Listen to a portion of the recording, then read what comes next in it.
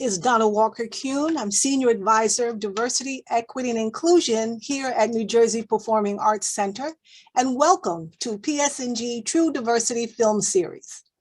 The theme for our panel tonight is Spirituality in Communities of Color, and our amazing panel will discuss the thread of spirituality and social justice examined through a multicultural lens.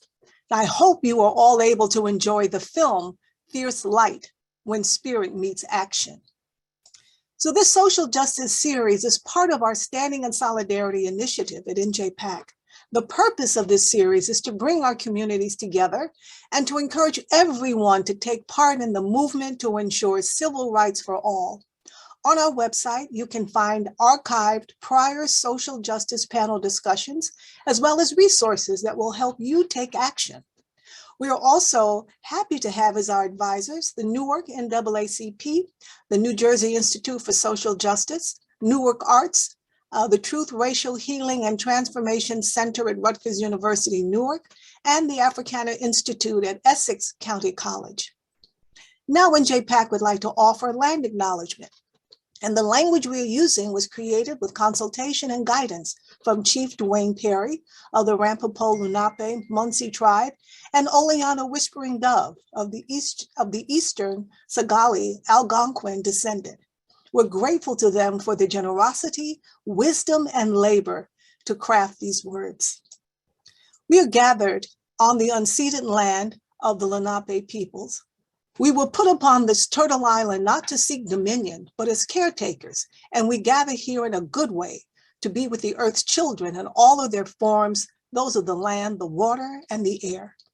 We, the Lenape, original benefactors of land, once ripened and cultivated with attentiveness to the Creator and her ascendancy, express everlasting gratitude to our Creator for the traditional ancestral jurisdictions of the Munsee, Esopus, Canarsie, Capsee, Werpois, Siwanoy, and Weekasqueak, jointly known today as the Rampopo and Nanticoke Lenni Lenape. We are the Lenape Hoking today and will be for the remaining days of tomorrow, keepers of the past. Let this moment of recognition be a monument of action. Let it be the beginning of hope for this, our Turtle Island, and for the Rampopo Lenape, the Munsee people of whose land we now trod. Here on this land, in this place of the Munsee, we acknowledge our debt to those who have come before us, to those who have been denigrated and suffered for the sake of cultural and land appropriation. Let this, our land acknowledgement, be the beginning of our return to unity. Let us be guardians of the water, the air, and the earth, the four-legged, the flyers, the swimmers, the crawlers, the mammal people, and the green. Let us now stand lifting our humanity, enrapturing with Earth's consciousness as guardians of harmony and kindness. So this acknowledgement demonstrates our ongoing commitment as a community working to dismantle the continued legacies of colonialism, oppression, and systemic racism. We offer a pledge of social justice awakening and education in order to raise the level of awareness and to ultimately strengthen the communal fabric, which includes engagement with our Indigenous neighbors. In this way, our collective voices can disrupt the patterns of social injustice through reverence of the Native people who share their land and by revitalizing Indigenous history through Indigenous-specific programming. I now would love to introduce to you our PSEG representative. And of course, PSEG are our funders for this True Diversity film series, and we are eternally grateful for their support. So it's my pleasure to introduce Ivy Fife, Credit and Collections Processing Manager at PSEG. And Ivy has been there for 16 years. She's held various positions with the company, starting as customer service representative. And Ivy was born and raised in Cuba, came to this country when she was 10 years old and has studied, received her bachelor's degree at Rutgers and is a graduate of PSEG Supervisory Academy. Ivy, we are delighted to have you. Please take it away. Thank you, Donna. Welcome everyone to tonight's event. As Donna mentioned, I'm Ivy Fife, Credit and Collection Process Manager at PSEG. We are very proud to sponsor the PSEG True Diversity Film Series. Just some things that I would like to mention is our company, Public Service, and the PSEG Foundation are pleased to be longtime partners with the New Jersey Performing Arts Center. PSEG was among the earliest supporter of the NJPAC and the True Diversity Film Series. Represents the best of the relationship. In fact, we continue our support, and earlier this year, PSEG Foundation announced a 2-year pledge to NJPAC for Standing Solidarity program, which includes the True Diversity Film Series. The film series is a reflection of PSEG's commitment to diversity, equity, and inclusion, especially here in Newark. We're more than just another utility and more than just another company. Public Service has made our headquarters in the community for well over a century. We mark our company's 118th anniversary earlier this year. We're proud of our commitment and to our citizens in Newark and our citizens of New Jersey. A tremendous part of our commitment is our support for organizations such as NJPAC and what that support means for diversity, for education, and for the arts. 1 year ago, in the wake of the tragic murder of George Floyd in Minneapolis, and the demonstrations that follow in the cities and communities around the country, PSEG and the PSEG Foundation announced another commitment, the Power, Equity, and Social Justice Initiative. The initiative is the PSEG Foundation's $1 million commitment to support organizations that address the racial injustice, inequality, and human rights in communities of color of New Jersey and New York, anywhere PSEG operates. In order to continue to emphasize our importance of providing support in such areas of critical community need, the PSEG Foundation has realigned in its giving strategy under the new pillars of environmental sustainability, I'm sorry about my accent, equity, economy and power, and social justice. When one of us impacted the community, we all feel the impact. That's why it's essential that we all together act and build a framework of equity, compassion, and respect to many of the diverse communities we represent and truly benefits us all.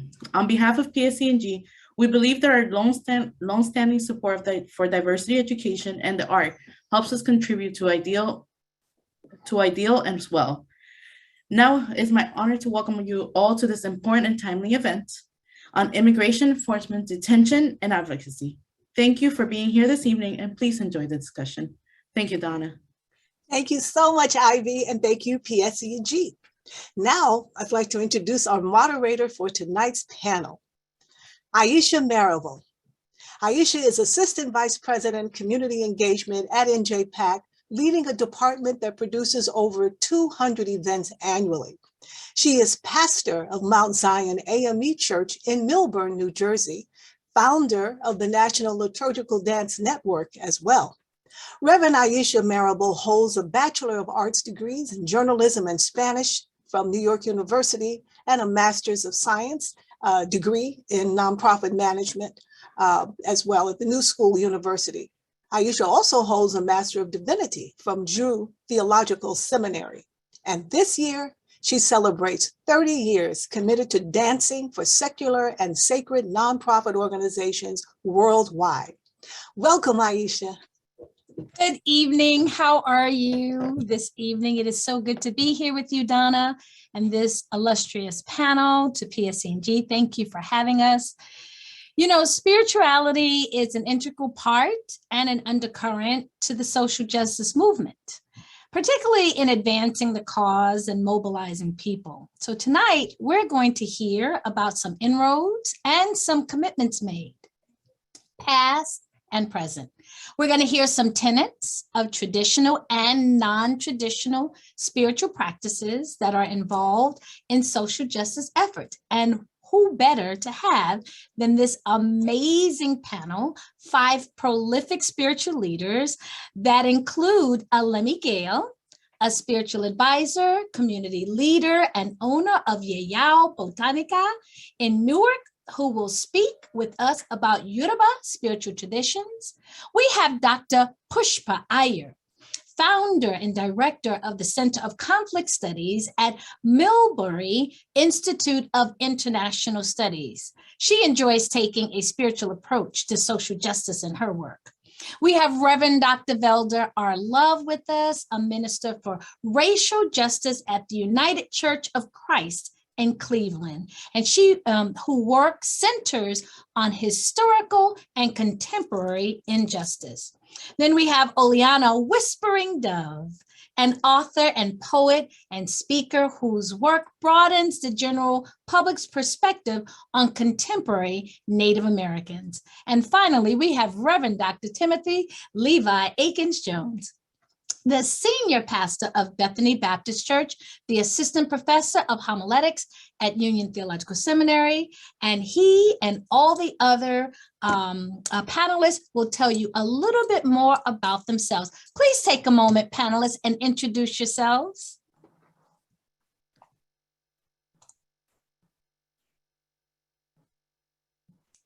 Good evening. I'm Oleana Whispering Dove. I hope you can all hear me clearly. I am catching my breath for the reason that Donna so gracefully enchanted us. I had to grab onto my table because I felt the energy shift as she spoke the words of the land acknowledgement, which let me know that the ancestors are with us. And wow, that was very beautiful, Donna. Thank you, Ivy, for your commitment to ongoing relations with the diversity efforts of New Jersey PAC. And thank you, Aisha, for taking on the moderation of this entire panel. I am humbled to be among such incredible experts in spirituality, which I am certainly not. In my own way, I'm committed to this production, this panel discussion, to give a different perspective, a perspective that typically would never enter the room because oftentimes Native Americans are not invited into that room.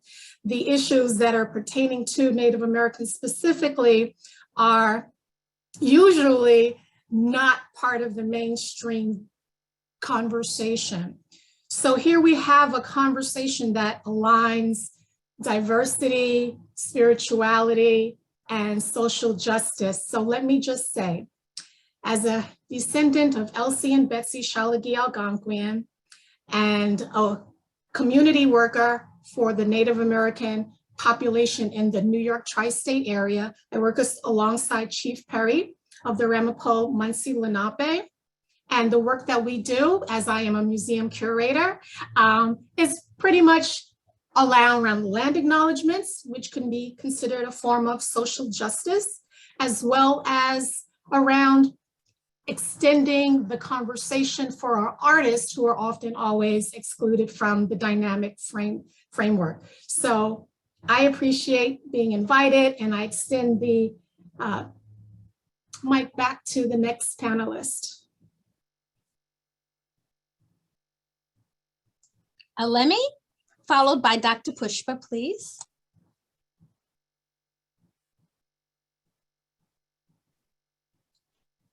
Good evening, good evening, good evening. Thank you so much for this honor to participate with my fellow panelists. I could not begin to say this is a wonderful opportunity to end the year and to be here with you all. I am Lemmy Gail. I have been practicing in traditional spirituality for over 20 years. I have been an entrepreneur in this space in addition to being a community leader. I've worked all over the world sharing traditional spirituality from the Bantu systems to Yoruba, to different forms of Yoruba, whether it be through Benin, Ifa, and so on. And one of the opportunities that I've had that has just kind of stood out for me is always being able to have an opportunity to speak, to share the traditions, to open it up to a larger audience. And traditional spirituality oftentimes is kind of thought of on the side. And now in 2021, there's so many people coming to traditional spirituality. And embracing that as a part of their lifestyle, as a part of their corpus of spiritual knowledge and sacred information. And so I'm happy to be here to share with that. I have a business here in Newark where I've had an opportunity to share this information, whether it be through trainings, through ordinations. Of course, this is a retail business, so people come in and I meet people from all over the world. And social justice is something that touches every single person every day, no matter what ethnicity they are, where they come from.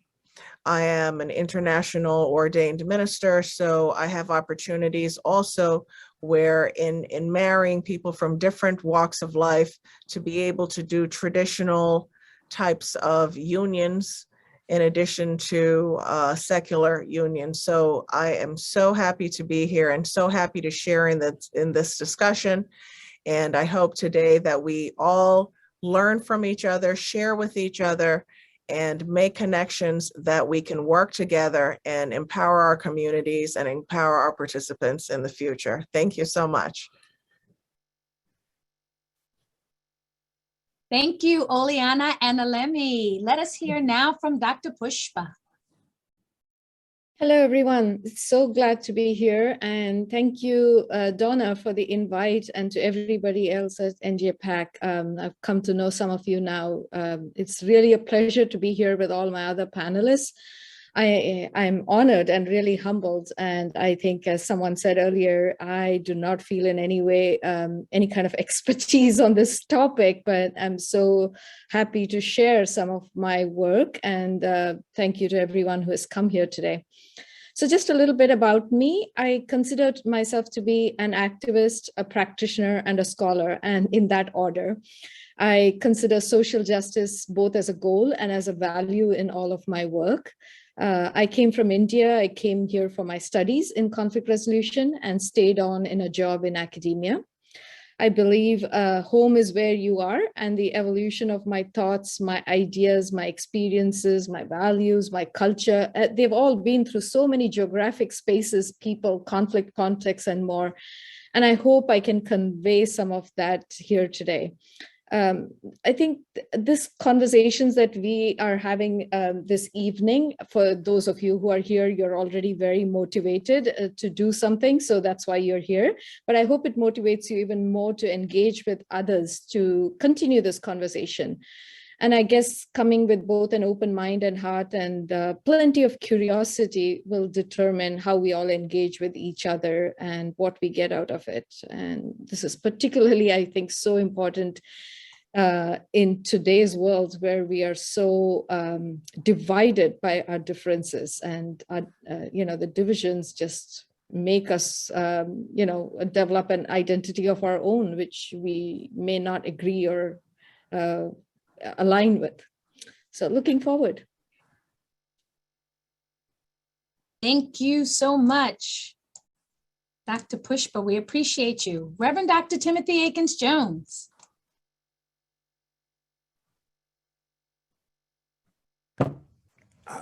Good evening, everyone. Certainly glad to be here. Honored to be here with the panel, and certainly honored by the invite. Such a decorated panel. I'm also just blessed to be here with some folk from some traditions, as was mentioned earlier, that aren't always represented in forums like this. And so I'm glad to be here. I am, as Reverend Marable said earlier, senior pastor at Bethany Baptist Church and a professor of homiletics at Union Theological Seminary. I don't consider myself to be an expert in spirituality. I'm not sure if anyone is ever really an expert in spirituality, as we are always seekers and searchers and trying to learn and to grow. And so I think that for me, social justice is at the very heart of what I do and what I preach. I mean, the gospel for me includes social justice. It's not a Christian elective. It's not something we do on special Sundays or special days, but that social justice is at the heart of who we claim to be as followers of Christ. And so I'm glad to be here, to be able to share some ideas, to learn from one another, certainly to engage with all of those that are gathered. So I'm looking forward to the conversation. And again, very grateful to be here. Thank you. And Dr. Velda Love. Thank you, Aisha, and thank you, Donna, for the invitation to be with this esteemed group who is bringing such knowledge and wisdom around this issue of social justice and spirituality. I am Velda Love, and I'm originally from Chicago. I am currently the Minister for Racial Justice at the United Church of Christ in Cleveland, Ohio. I come to this work from a very long tradition of those African descendant people who believed in justice and resistance and activism and advocacy. I'm also doing the work that my spirit must have, and it's an invitation that the spirit moves us to those spaces where we do work that gives us life and that also invites others into a community to grow within their own spiritual path. This work is both national and global. It is based on decentering the ideology of supremacy. It is also based on the work that I have done through my studies of African pedagogy that is both centered in prehistory, pre-human history, pre-colonial history, and then looking at the African diaspora, centering the narratives there, but also wanting to be very intentional about the work of solidarity with my siblings of different diverse cultures, identities, ethnicities, and the ways in which people self-identify. Being in this work is never my responsibility to identify people, but to welcome them into a community where they see themselves, name themselves, and identify the spiritualities for the work of social justice that brings them life, gives them breath, and then together in community, we change the spaces we live in, the world we live in, and we reach out to our siblings around the globe. I'm excited to have this conversation, and thank you again for the invitation. Powerful. I am ready. I'm excited. You said so much, all of you, in this introduction, and we have not even begun the conversation. So thank you. Let's talk about a portion of the film that really spoke to our hearts, Fierce Light. If you've not seen it yet, I encourage you to go back and look at it even after this conversation. It will empower you and enlighten you. It's a great introduction to the conversation tonight. In that film, Congressman John Lewis mentioned that hate was too heavy a burden to bear. So when you speak about naming yourselves and identifying your siblings in the community, truly hate gets in the way, as he professed. He says that his generation of sacred social justice allies really chose to walk the streets with songs and prayer. My question to you as a panel is, what does your spirit meets action look like? And what does your spiritual activism feel like? How is it tangible to humanity in this time? We'd like to hear from all of you. I'll jump right in. Too long of a pause. Well, spirituality is often represented in so many different ways. One of the ways that it's represented in the indigenous culture, especially right now, if you haven't heard, I'm going to share with you the atrocity that has been taking place for well over 8 to 10 years. It is slowly getting recognition outside of the reservations, where murdered and missing Indigenous women and girls have literally been murdered, gone missing. They show up dead.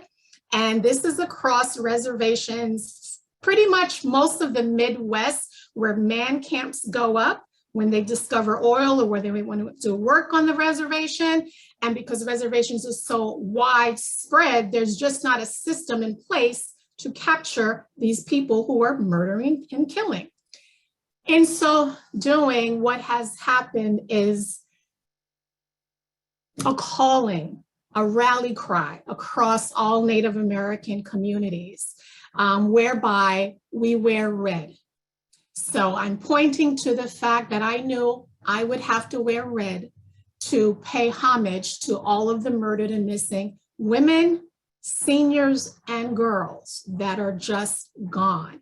It is a physical representation and spiritual. There is a spiritual component attached to the color red in the Indigenous community. Now, I can't speak across the board because each tribe varies in their own practices. But for this occasion of murdered and missing Indigenous women and girls, we are all wearing red because we all practice the symbolism of the color red. They speak to me. So I'm very in tune with the messages that need to come out. That's what it looks like for me to initially wear the color red. In everyday life, it might look something like my company has a really big holiday party. There's tons of leftover, incredibly good food that just seems like an atrocity in itself to go to waste. Who's the person that scoops it up, repackages it, and drops it off to the homeless on my way home? And if I don't see them that night, I'll catch them the next day. That's what it may look like on my daily basis. That's a form of social activism that we can each institute. We don't need to always have a protest. It's a protest, it's an inner protest when you see something wrong that you have the ability to change.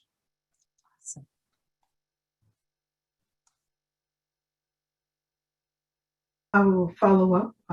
It is movement work that's deeply spiritual for this in terms of the social justice work.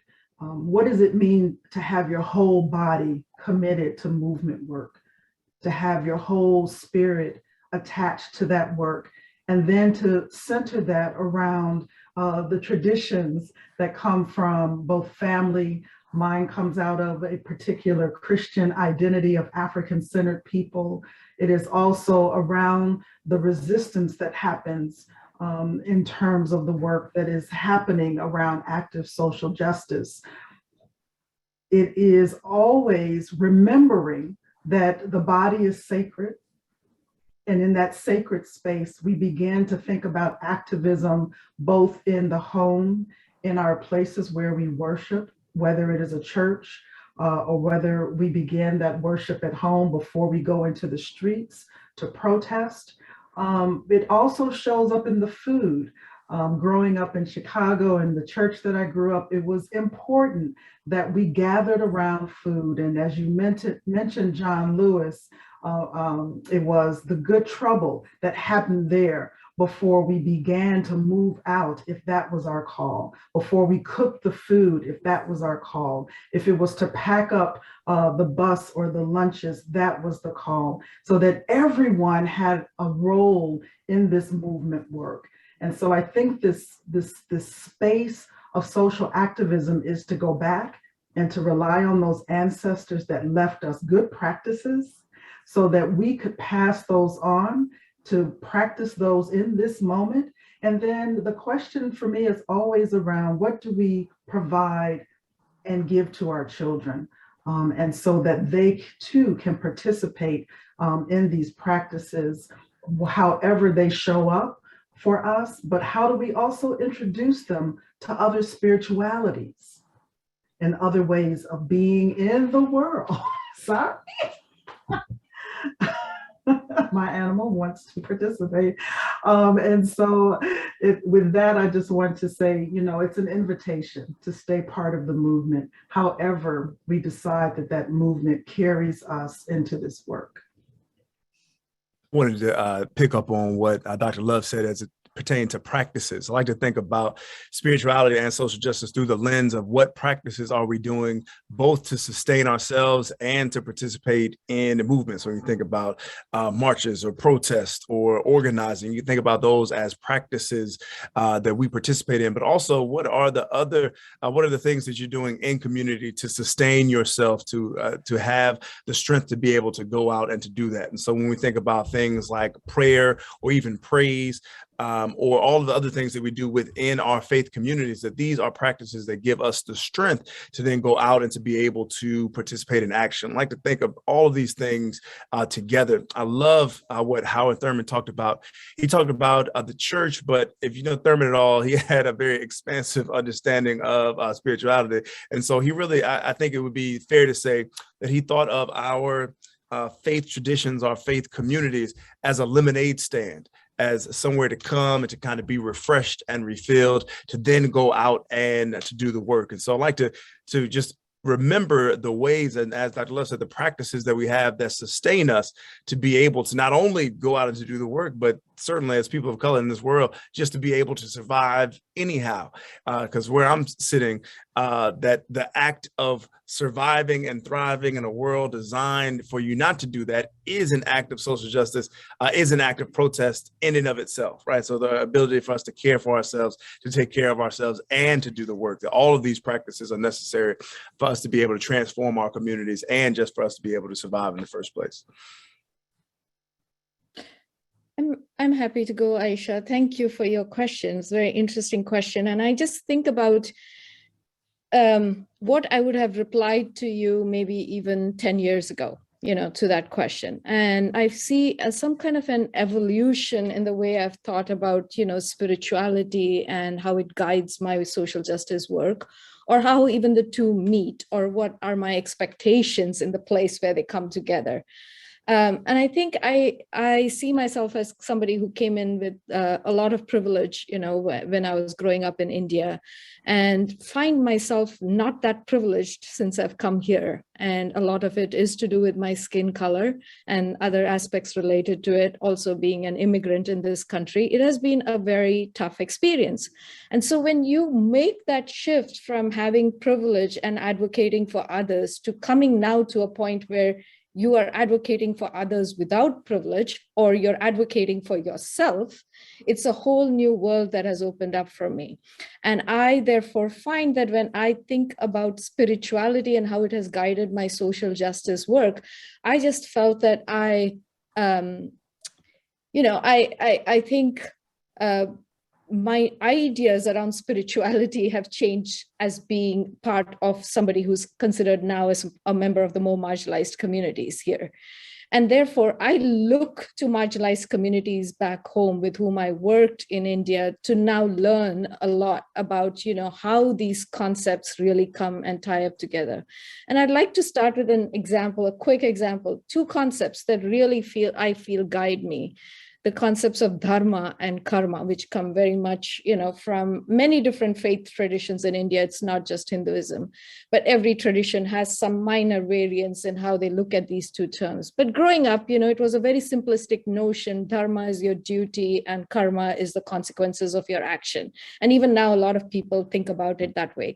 But if you think about a more complicated viewpoint, you think about it from the perspective of somebody coming from a more oppressed community, you have a very different idea of how you just don't have consequences and just sit with it and say, well, okay, I did bad things, so bad things are going to happen to me. It doesn't work that way. And so there's more nuanced understandings of dharma and karma that I've come to, has come over a period of time, So now when I think about karma, I think about it as action. It's the actions that we take. These actions that we take are intentional. And somebody else mentioned this earlier, but they have to be intentional if you're doing social justice work. And more importantly, those actions that we are taking are about creating more harmony in the world. Instead, what is happening in the world today is the actions we are taking is causing more and more divisions, is how I see it. So I think now about karma as being very strategic, as very intentional. And I've always done this, but I haven't articulated it in the same way, is really what could we do intentionally in ways that we are building that kind of harmony in society. So that I'll stop over there for now and then Adam.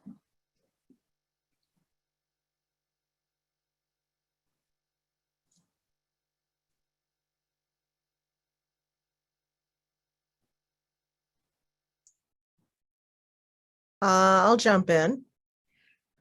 So I love, oh my gosh, I wish I could record this whole conversation. Dr. Love, loved what you mentioned about ancestral practices and kind of bringing that forward. And because I believe that if more of us understood what our forefathers did in order to empower themselves and to bring all of this knowledge forward, whether it be just basic traditions of family, what was said earlier, whether it be with food, gathering, ways of being, and all of that. Pastor Jones, you talked about prayer and praise.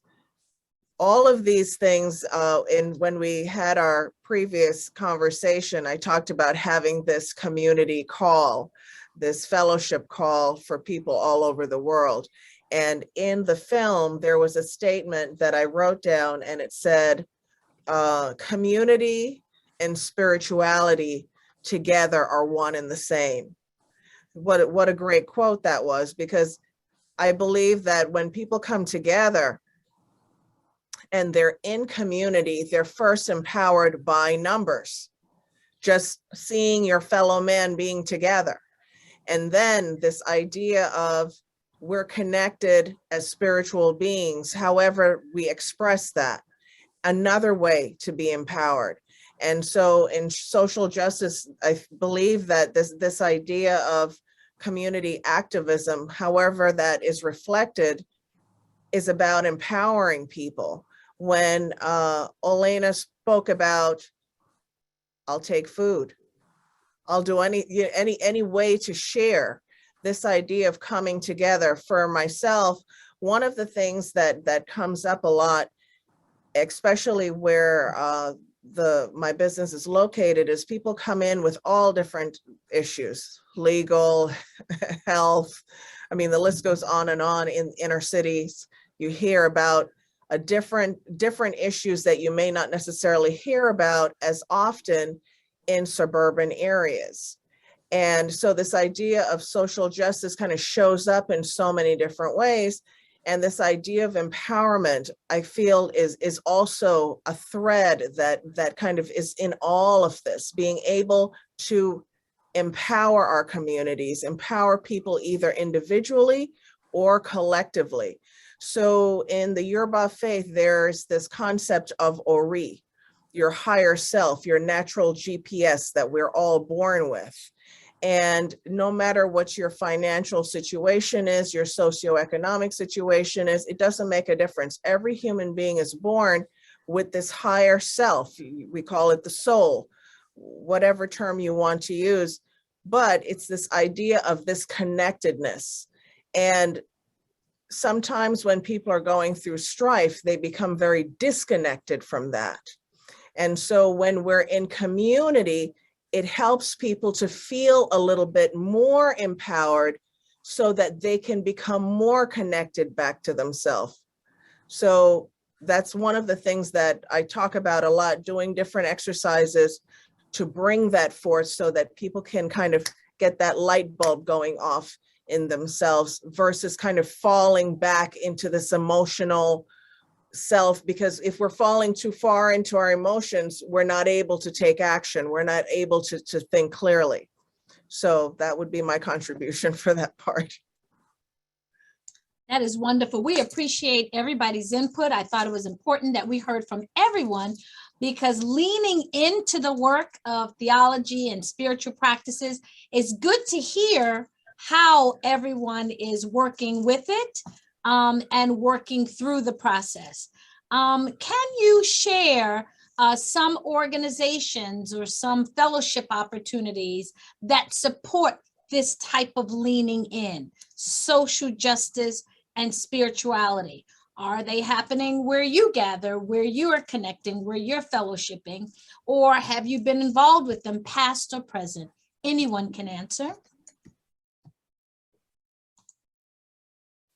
Sure, I'll just jump in and name a couple here in New Jersey. We've been working with an organization called Faith in New Jersey, which is a multi-faith, multi-denominational that brings different congregations together to be able to leverage the power that we have as different congregations for hopefully policy change in different areas. We've done some work with immigration justice, done some work with food justice, et cetera. So the work is to be done, but it's really the idea of faith-based organizing, open to anyone of any faith background, faith tradition. In fact, is even more powerful when there are people in our congregations from different traditions that demonstrates that community that we just heard about. And there's a kind of power that exists in the world that is shown to the world, I should say, when you have people come together. So Faith in New Jersey is one. And also as a congregation, we've done some good work with Salvation and Social Justice, another organization here in New Jersey, who has Reverend Charles Boyer, led by Reverend Charles Boyer, has great ties to NJPAC as well. So another organization we've worked with to do some great work, and also want to just give a shout out to New Jersey Institute of Social Justice. Again, from a policy standpoint, an organization that is doing great work and is always partnering with the community and with congregations in particular to be able to strengthen that work. So these are three great organizations here in Jersey that you can, that different faith communities, and even as individuals, that you certainly could be a part of. Well, I have been working even prior to the pandemic. This slow ball has been rolling and it's picking up momentum. And that ball is termed land acknowledgements. Land acknowledgements began in Canada with their reconciliation efforts towards their Native American population. But traditionally, land acknowledgements are not done written. It's just the form that has been attached to it, as people need to see things in writing. But traditionally, Native American land acknowledgements are done either by a chief or community member designated by a chief when you move from one neighborhood to another, one village to another. That's the traditional form of land acknowledgement. You can think of it as a blessing, as similar to if you move into a new home, you would bless your home. So as these land acknowledgements were popping up in different cultural institutions, I did notice that they were devoid of the inclusivity of the Native American voice. So the misunderstanding of a land acknowledgement was growing alongside the land acknowledgement itself.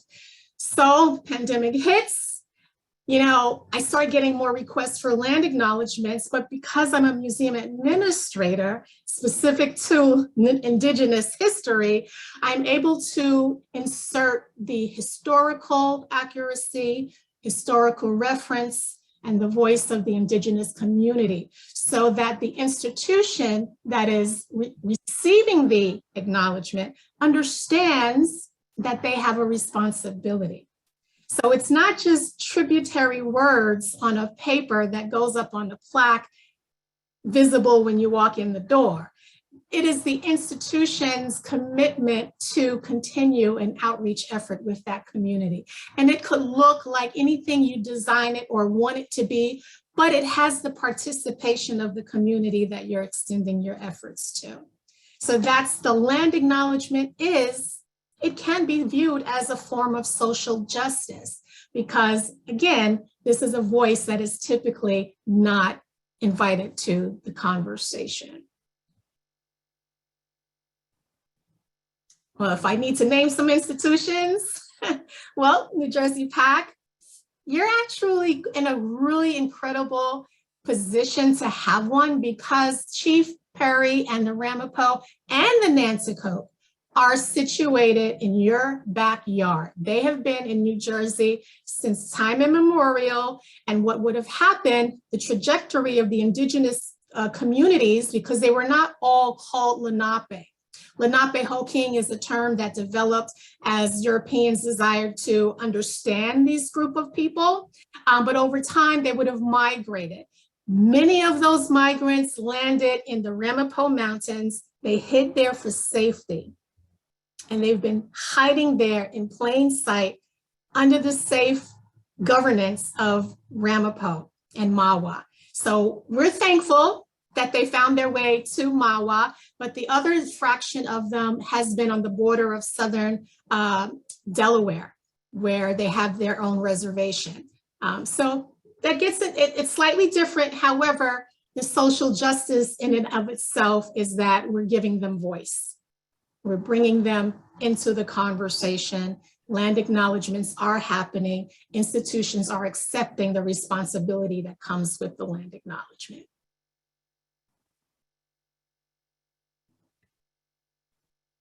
We are honored and privileged to actually utilize the land acknowledgement that was written for us. And we make it our responsibility to utilize it as often as possible on our campus and even when we do programming in the community. So thank you. You're welcome. Anyone else? So I'm probably the only one not from New Jersey. But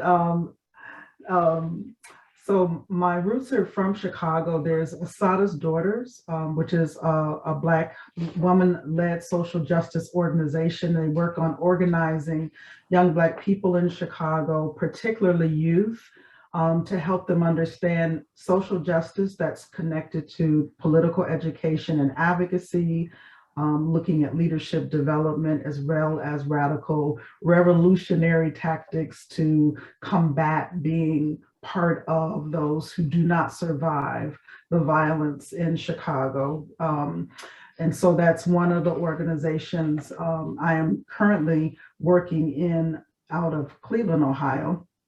And so I'm still getting to know many of the organizations here, but our local YWCA does a lot of work around social justice and racial justice, and is really involved in empowering women to begin to understand that role of women's voices and to lift up both the business sector as well as women who are still trying to find their voice in the world. One of the other organizations is actually out of Baltimore, and it's Collectivity, and it's a Baltimore Black-led solidarity organization that lifts up both a theological understanding of social justice, as well as that grew out of when Freddie Gray was murdered. And so there was this activism in this space to recognize that not only was the community going to be taken back, but there was going to be a legacy of building financial stability. And so those are some organizations. There are national organizations that are really doing great work, like the Equal Justice Initiative. We are also in the work that I'm doing through the church, we're looking at the UN International Decade for People of African Descent. And so that is lifting up the voices of the diaspora. So many good organizations, but those are just a few that we are leaning into.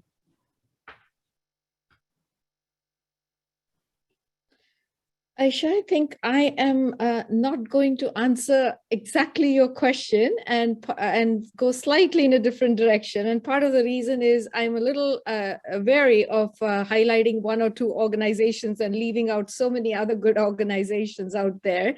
So I'd rather want to focus on, the fact that, again, going from this ideas of spirituality that I was talking about with karma, which is a lot to do with your individual actions and how you're intentional and strategic about it. So in some ways, it doesn't matter which type of organization you are in, if you are really making the effort to understand a little bit more about yourself. And part of that karmic kind of actions that you take is that ability to be very humble, the humility aspect that we all need, taking responsibility for our action, being more self-reflective, finding connections amongst us rather than finding ways to differentiate ourselves from others and create divisions, recognizing that change is inevitable and that we need to overcome our fear of that change, of what we might lose if there is the change. And most importantly, I think one of the things we talk about is this clearing of ancestral karma, which is this idea that we don't have to keep repeating the actions that have been done in the past. In the sense, we learn so much from our ancestors, and at the same time we say, we don't want to listen to anything in the past, we just want to go ahead and do our own thing. And so there needs to be some little bit more harmony in the way we think about our past and how we do the actions, but things that have traumatized us, things that have harmed others, there is even the possibility of changing that now if we are truly following these karmic kinds of guidelines. So I would like to say that, doesn't matter. We pick an organization that we feel convinced with, move into it, jump into that, but follow, for ourselves, certain clear guidelines, and wherever you draw them from, whichever branch of spirituality, wherever it comes from, but to use that in a way that ends up creating more harmony in this world than disharmony. I so agree. And that was a great lead in to the next question, because I wanted to find out first, where you connected? Are you connected? But in the film, Fierce Light, there was a statement that really hit me. It says, if you don't like the current condition of the world, do something. You personally do something. So whether you're connected with an organization or not, you have the power within to become that force of fierce wisdom and compassion in the world to make the difference yourself, with others or by yourself. So that leads me, Pushpa, and everyone else, to the question, what are you doing personally? Yes, you are amazing leaders, spiritual leaders, guides, sages, pastors, doctors, PhDs. What are you doing personally? I heard a little bit of Oleana saying when she leaves, a particular party, she makes sure she takes the food and she feeds the people. What are those like daily things that no one knows about, where you're not putting it in the newspaper, people are not, recognizing you for it? It's your personal intentionality about being very spiritually grounded, but really pushing social justice. I'd love to hear from as many of you as possible. Absolutely, Faith Edgar, be the change you want to see.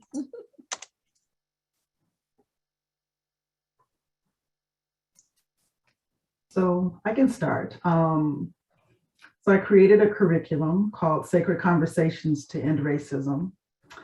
Very spiritual, very personal, comes out of the work I've been doing for the past 30 years. It is an intentional community learning out of African-centered pedagogy, African-centered womanist theological work, and African-centered biblical work. I'm deeply passionate about it because I am impacting and training others within the United Church of Christ in this pedagogical language. And so what I offer, the empowerment piece, is that I offer to those who are part of this learning commitment, especially people of African descent, to never allow themselves to be called a minority. So it is looking at language change, because if we're looking at our ancestors who were free people and were enslaved, we are still free people. And so the way in which we deny settler colonialism is to change the language. So we are not minorities, we are human siblings, and we are connected to one another. The other is to really claim that we are more than color, because race is a social construct, political construct. And so again, it's back to teaching out of the sacred conversations, is that we get to name our identities. And so part of that learning is to move through the deep learning, again, that we decenter even human life. That's a spiritual practice, because it allows us to go back to pre-human history. This rock we live on is 4.5 billion years old. And so it helps us to decenter what we may think of in terms of a hierarchical understanding of faith and religion and institution, as well as the human body, the way we self-identify as a gender. And so that pre-human history. And so we sit in community and we come together and we learn and we read and we talk and we do viewing work. It is hard work, but I love it. It is my passion. It is my spiritual practice with people. And so that is, it's an invitation to repair and restore and to be on a lifelong journey.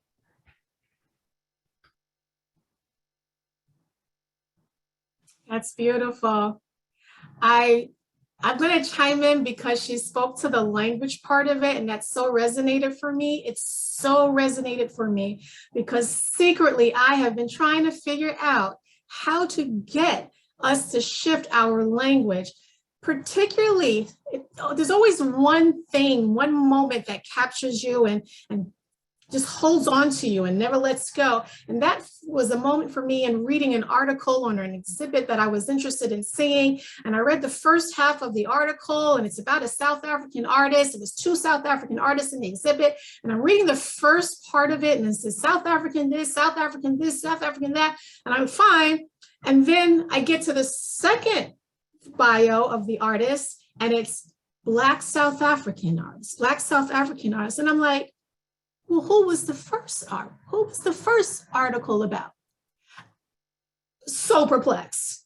I grappled with that for the longest because I did not understand, took me a minute, why on earth the indigenous South African is being referred to as if they are not South African. The non-indigenous South African was being referred to as the South African. And although I know now there is no word in Zulu or Xhosa for indigenous, they have the understanding that they are the roots. That for me struck a chord because that's how we get caught up into naming ourselves in a way that separates us from the people who are not indigenous to whatever land we're inhabiting. Yeah. So that stood out for me, but I'm going to tag right on to the second half of some of the things that I've done that are a little more nondescript or non-public, I should say, is with the United Nations. We have an annual Indigenous Forum that all the Indigenous communities from all New Zealand, Australia, Hawaii, every part of the globe descends on the United Nations. And we spend a full week and a half, perhaps 2, discussing issues pertinent to the matters of Indigenous communities.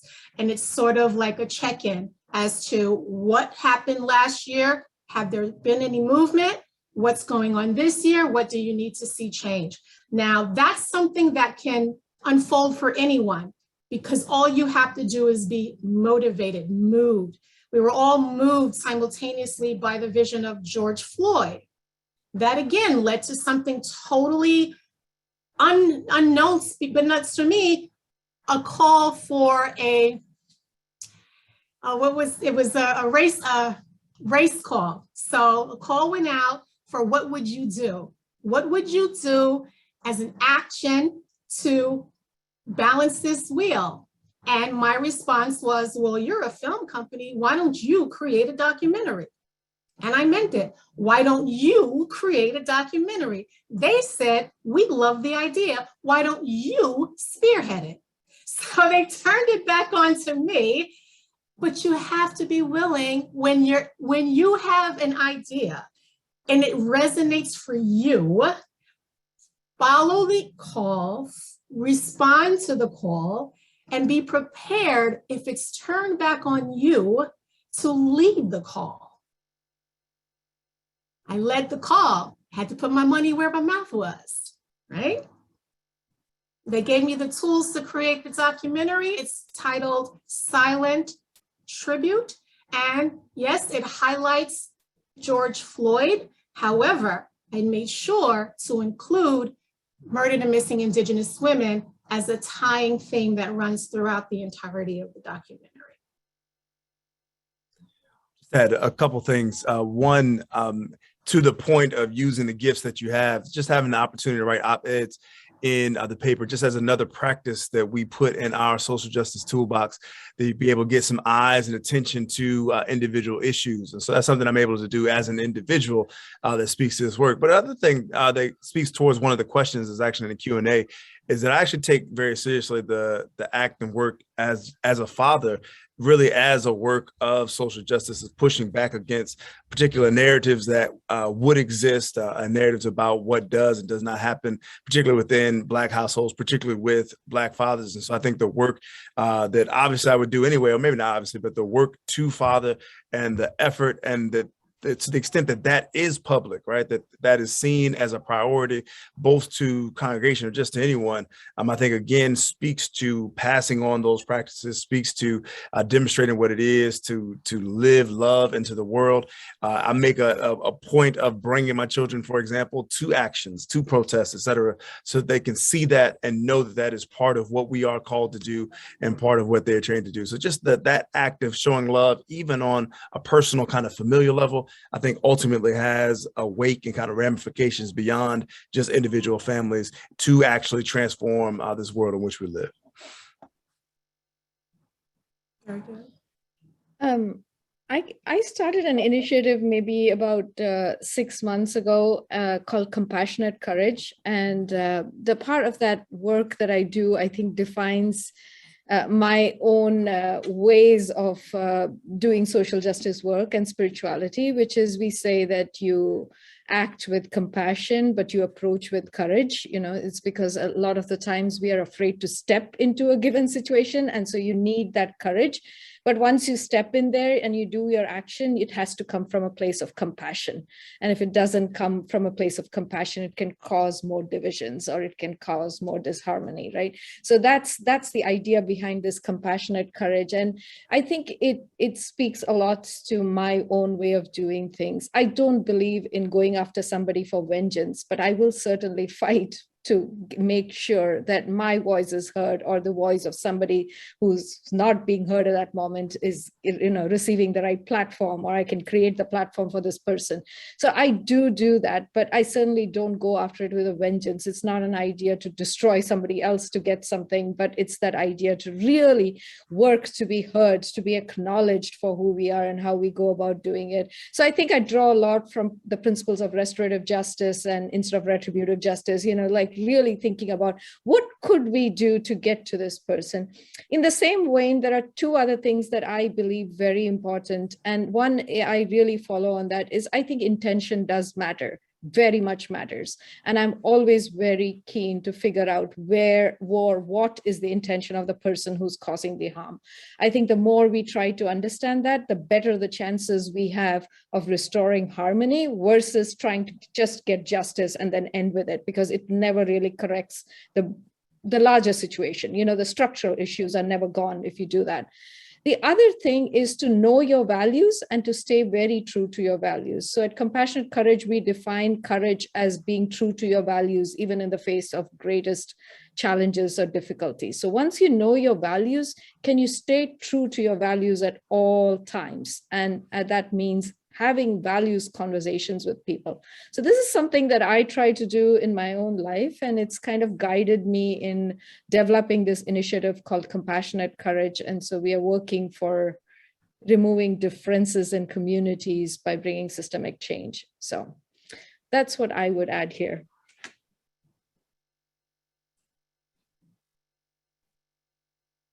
Powerful.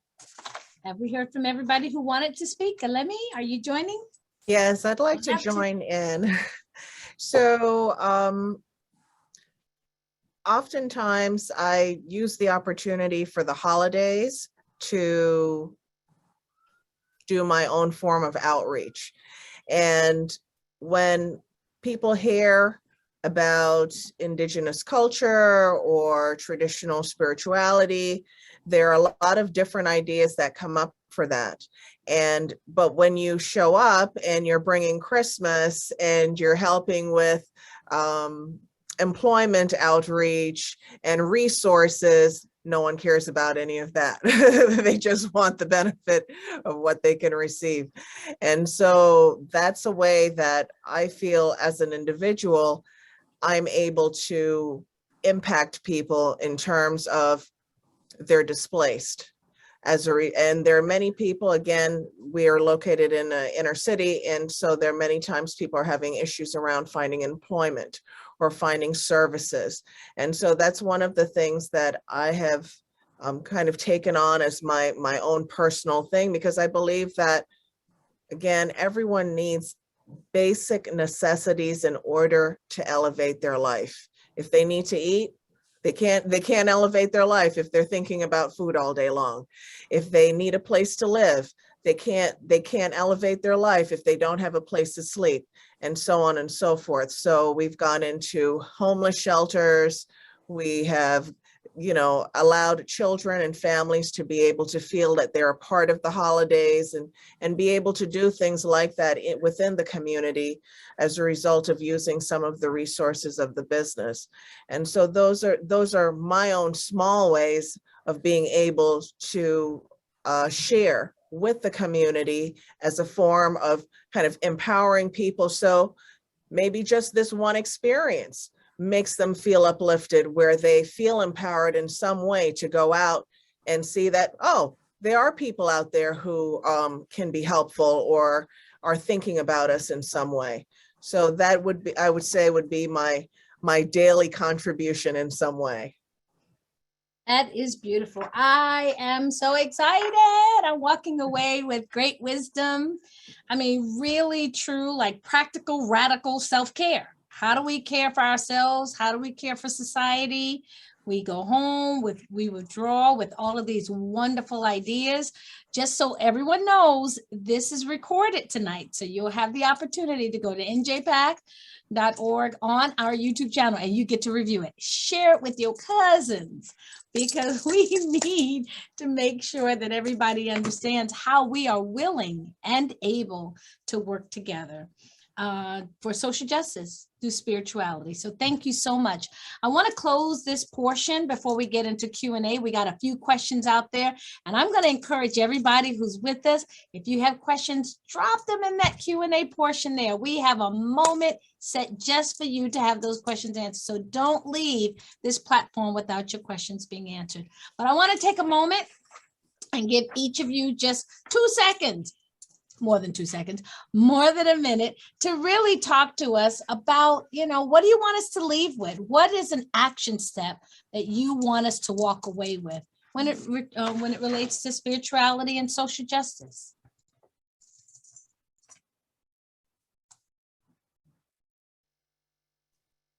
I guess I'll start. I'll just say quickly, I'd want folk to walk away with the question of how these two things aren't two separate issues, that the notion of spirituality and social justice, how can we merge them and understand the work that we do towards social justice as a part of our spirituality and for us as individuals and our communities, but to think about where those connections lie so that they are supplementing and supporting one another as opposed to two different aspects of a pole.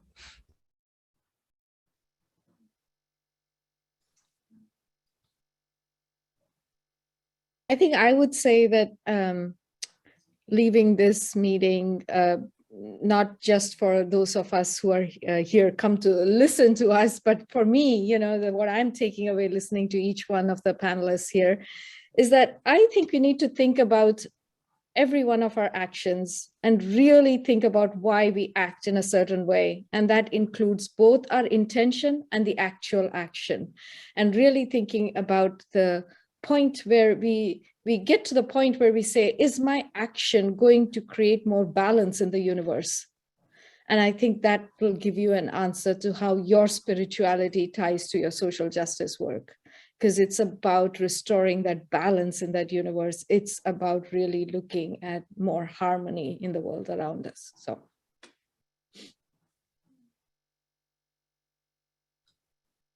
I'd like to share.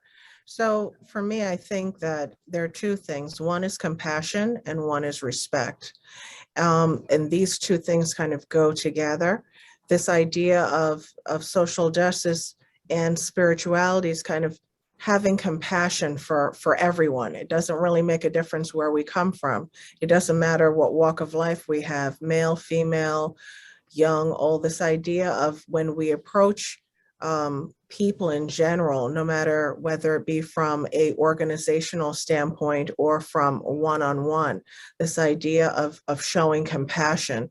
And so when we interact with each other, whether it be in our congregations, in our communities, this idea of people feeling, seeing, and being impacted by this idea of compassion will then make them feel, see, and be impacted by this holistic idea of respect. Because I think that this idea of social justice really penetrates us around, like, respect is this underlying thing where people don't feel respected. So it's affecting them, whether it be in their finances, in their personal lives, in their family life, and so on. So I kind of feel like that is a part of this whole conversation. It's in there underneath all of that. So that's just my contribution for that part. Thank you, Lemmy. Part of this work is around, mine is radical self-care. And that radical self-care is both, it's holistic. It is not one or the other. It's radical listening. It's radical rest. It is radical in terms of inviting other people into the space and then making space for others. And so how do we care for others if we're not caring for ourselves? And then how do we listen intentionally so that we are showing that respect? And again, it's around this sacred spirituality, is that I respect not just my body, but the bodies around me. And I'm inviting people to really lean in to cultural education. You know, we don't all function the same. We don't practice the same traditions. And so I would invite people to do their work around what it means to be Native and Indigenous, and what it means to come out of a different geographical context. So that radical self-care means I'm doing the work, I'm listening, I'm resting, I'm eating well, and I'm inviting various voices into the space so that spirituality and social justice is seen as sacred.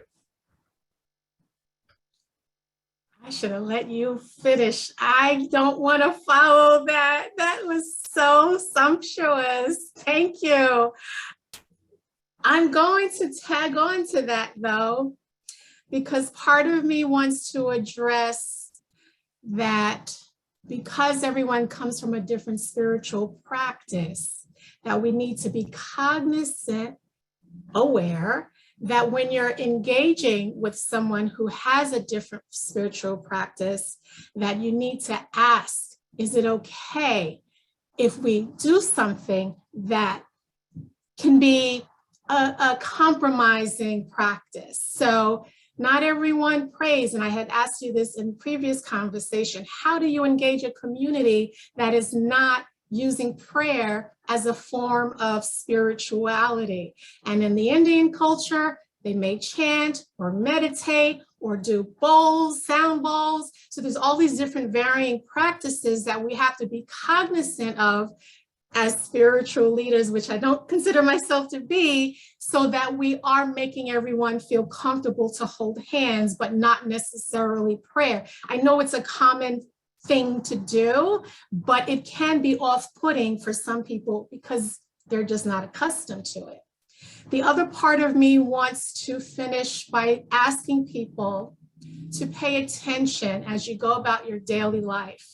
There are ways that you can engage on a daily basis. You see injustices all the time, but you may not feel compelled to walk the front line, to join a protest. There are tons of things you can do behind the scenes. You can do a food drive. You can do a clothing drive. Right now, there are communities that need coats desperately, who live in cold climates where not enough coats would keep them warm, right?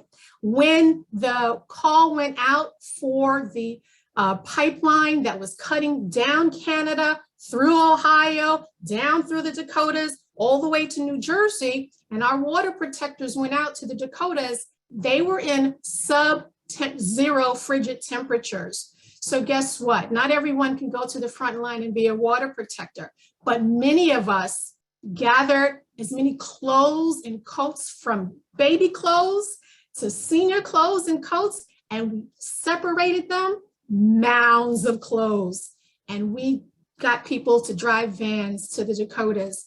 So that's another form. But if you pay attention on a daily basis, what you're seeing going to and from work, that's bothering you. There's something that's bothering you. You just haven't done anything about it. You don't have to be on the front line. You can make a call. If you're in a senior care center or a healthcare center and the standards are substandard, you have the right to write a letter, make a call. Say these standards are substandard. Let someone know. Not everyone can do an inspection around the clock.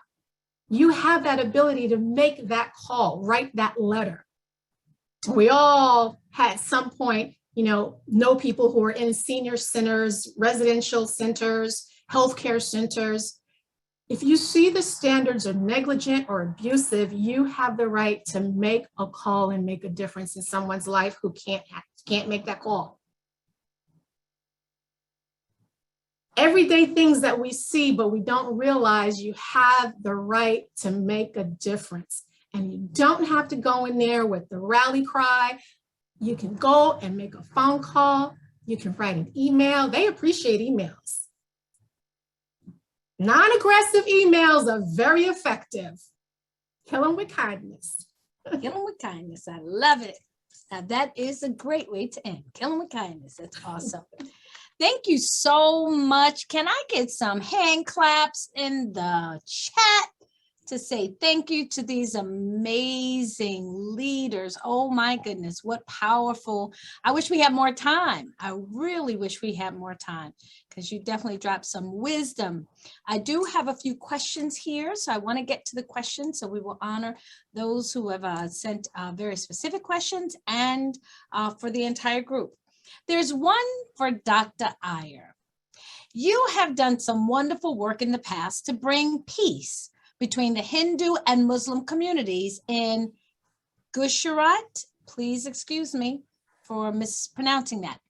Gandhi's campaign to free India from British rule was based on the highest principles of nonviolence. However, in the end, India's freedom came at a very high price.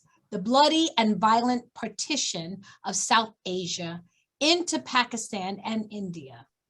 Its repercussions are still being felt today.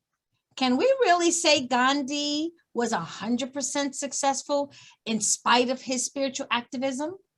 That is a question for you, Pushpa Iyer. Loaded question. Way too loaded, but also very difficult to answer in a brief moment. And primarily because I don't know how we evaluate success. So I really don't want to comment on, Gandhi as being successful or not, because what exactly are the indicators for success here?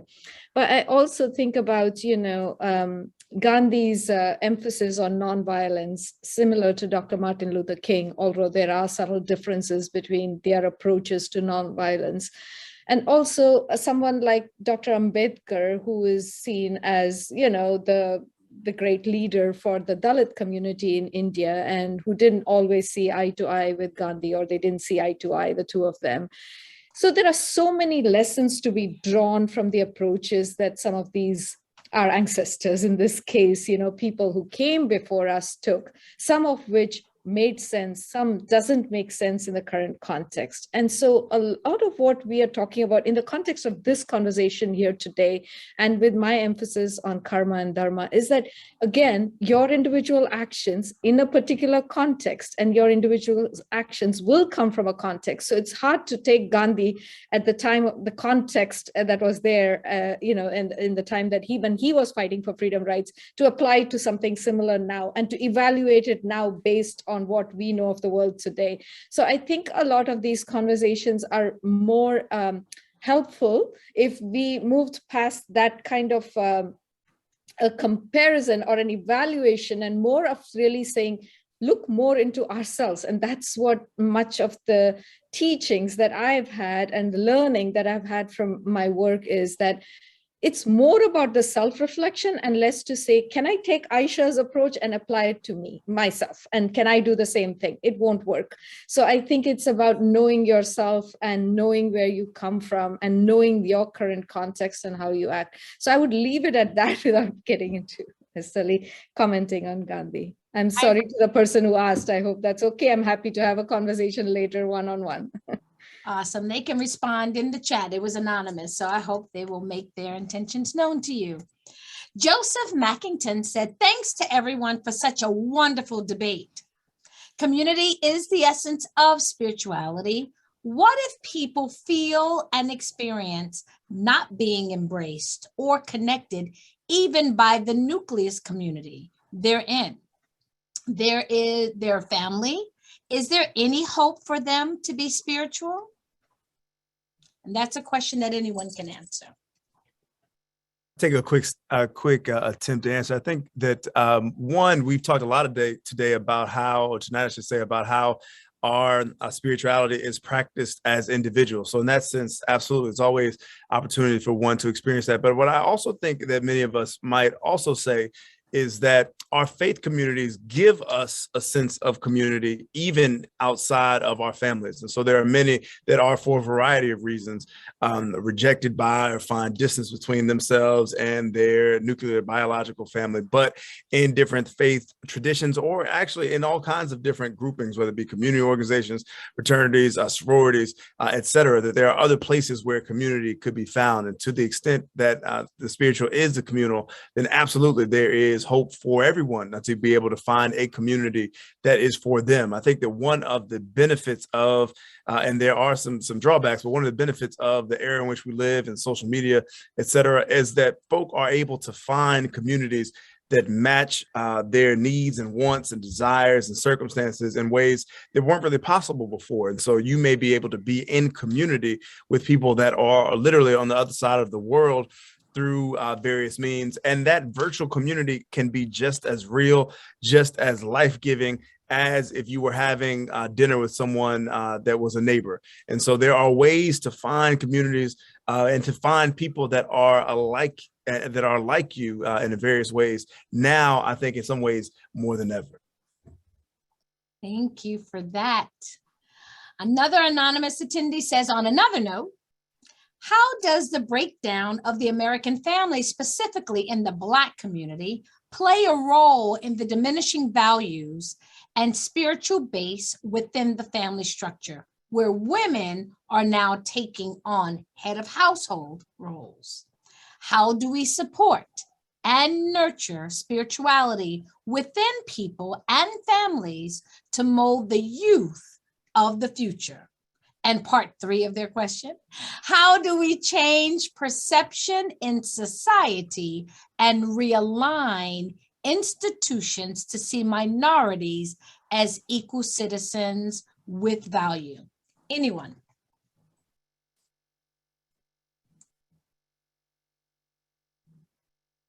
I know I just spoke, but this is a big question. I just want to jump in quickly and say that particularly as the lone male on the panel, actually there's a part of the question that I would sort of push back on just from the premise, and that is the extent to which a woman being the head of the household as it's structured is, that the implication is that there's something wrong with that. I mean, I think that particularly in my own history, and I don't just mean my family's history, but in the history of people I come from, women have always held leadership positions within families, communities, churches, and otherwise. And so I don't think by implication that in and of itself is a bad thing. I'd also push back against against the framing to the extent that the breakdown, the mission values, et cetera. I think when you actually check the numbers, that doesn't always match up with some of those larger narratives. And so I think when you attempt to answer a question like this, you have to think about things like mass incarceration, for example, the ways in which many, not just men, but that many members of the community and families have been taken away from families. But also, again, just want to lift up the ways that faith communities, neighborhoods, et cetera, have become villages for folks. I know we're running out of time, so it's a really big question, but I would just push back a little bit against the question and some of the framing around it, and really want to interrogate the different aspects of the question to see if we could get at something that again pushes to the sort of communal base and communal involvement and communal uplift of all of our families and just our communities in general. Oh, and I want to add to that just a little bit. There are African matrilineal societies where women own the land, raise the children, they had the property and the wealth. And so we have to begin to look at who's telling the story. And if it's mainstream media, and if it is out of a corporate sense that we are going to denigrate people of color, then what we get is this skewed narrative. It is across the board where families are poor, families may be broken, families may be hungry, may be homeless. And so again, I thank you, Pastor Atkins Jones, for lifting that, because we have to look at the context of both the question and the community, because it's not monolithic. And we have to also rely on that extended family concept. Yes, capitalism, materialism, and racism has added to the whole story. And so we have to look at it more deeply and listen to people who are doing the work. And I'll leave it there. Powerful. We just have a few more questions. I hope I get to them all. There are a few. Dr. Akil Kalfani said, respectfully, I do not see the efficiency or the sense in embracing, promoting, or institutionalizing religions and belief systems that were used to destroy cultures of colors worldwide. People that raped, stole from, murdered, and forcibly assimilated indigenous people worldwide is not a people that are going to be being used salvation through the teaching and worship of their sky gods. What I am interested in knowing is how can we continue to embrace religions and belief systems that were used primarily as the main tool of our ancestors' destruction, and use these same religion constructs and beliefs in our pursuit of life, liberty, and pursuit of peace and joy. I do not believe we can. However, I'm open to hearing from those who do believe it is possible.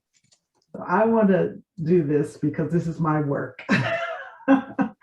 And so if you're looking at Reformed theology, evangelical theology, if you're looking at the ways in which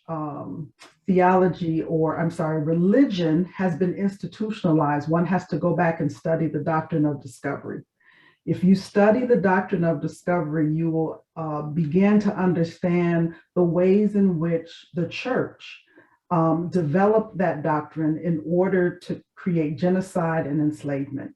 That's institutional. What we don't particularly pay attention to are the people groups who came with spirituality and brought that with them long before institutional religion was put either in the context of a book or in a doctrine. And so those are the ways in which we push back on that. And so we have to, again, go back and get some of our ancestral studies around how we came to be as people. I work for the national setting of the United Church of Christ, which leans into an institutional mindset, but the streams come out of indigenous faith beliefs, spirituality. It comes out of those African-centered, Asian-centered, Indian, South Asian.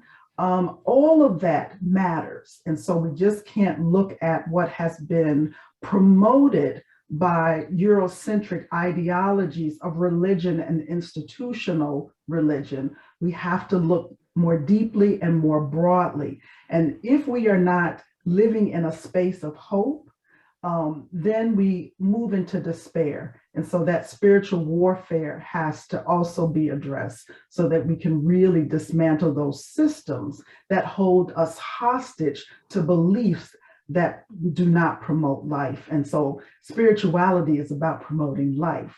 Religion oftentimes, and especially institutional religion, does not necessarily, for some people, bring that life into the conversation.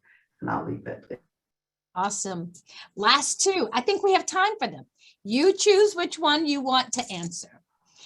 Elizabeth Evans asks, how is nonviolence and war, prison, and peace and justice incorporated into your spirituality and social justice? And Florence Walker asks, how can I form or start an initiative to help children who have a parent inside the system in a way of moral support, guidance, and love. Please take 30 seconds, each of you, to answer either one of those questions to close us out today. Well, if I happen to be a parent who was visiting someone in the system, I'm sure there are other parents that are also visiting people who are in the system. So you're probably going to come in contact with other people that maybe have the same desire as yourself. And now we have the advantage of something we didn't have before, which is this communication that we're on right now, right? Virtual. So it's even easier now for you to start a small group of women like yourself to do what you want to do, which is to empower people. And I'm not sure it's precisely what you want to do, but together you can create that. You can have a baseline for what you'd like to see happen. But then when you bring just one more person on, that person may bring another person on, and then so on and so on. Before you know it, you have a large enough group that will all have the same goals that you'd like to see come to fruition. But it's really simple now with the tools that we have with virtual communication. And just be open to meeting someone. Sometimes when you put the thought into it, I'm going to use the word that most people are familiar with, the prayer into it. Other people might use the word meditation into it. All of a sudden, you'll start to see people shift into your life, drop into your life, and you'll be thinking, oh my gosh, you're just the person that I wanted to, that I've been thinking about. You're just the person to help me do this. But it starts with getting quiet, getting still, getting really absolutely focused on what your intention is. And before you know it, in alignment with your question, your prayer, your meditation, it will unfold for you naturally. Don't go against the grain. Let it unfold for you naturally. The right person will help you do it. Awesome. That was the last question we can take at 8:29 because we like honoring the time. But I want each of you as panelists to please put your contact information in the chat. I have a host of people asking, how can I stay connected with them? And we really want them to be able to communicate with you after this program. We want to thank you today for really pouring into us and sharing your wisdom. We welcome everybody who's here. We thank you for coming today. Come again. Every month we have a social justice panel, and we welcome you to come back to and be with us in January. On behalf of New Jersey Performing Arts Center, Community Engagement, Standing in Solidarity, thank you, Donna Walker-Kuhn, Katab Rollins, and the entire team. Please leave this place, but never your spiritual practices. Go and be sacred, spiritual, respectful of individuals and of yourselves, and practice, as they've told us to, radical self-care. Be good listeners, take radical rest, and invite people into your space and care for them as though they are your own. God bless you tonight. God keep you and make his face shine upon you. Please, I would ask that all of our facilitators, you can come off of mute if you'd so like, your panel, place your contact information in the chat so our people who have joined us can stay connected with you. Aisha, I just want to remind everyone for Kwanzaa, yes! Saturday, December 18th, we will have a fantastic virtual Kwanzaa program with incredible panel discussions, again, looking at social justice. We will have dance classes, and for those who come to see Hip Hop Nutcracker, you'll be able to shop at our Kwanzaa marketplace. So it's going to be a really wonderful day, and we invite you all to join us and participate. And then in January, our social justice panel will be on environmental health and justice. So always hot topics. Thank you for that reminder. Yes. You're welcome. You're welcome. We work together. Thank you, wonderful panel. This is great. Good night, everyone. Good night. Good night. Good night. Thank you. Thank you. Good night. Bye-bye. Thank you very much. Thank Bye-bye. you. Thanks for coming. Thanks Thank for sharing. you. Good night. Good Good night. night.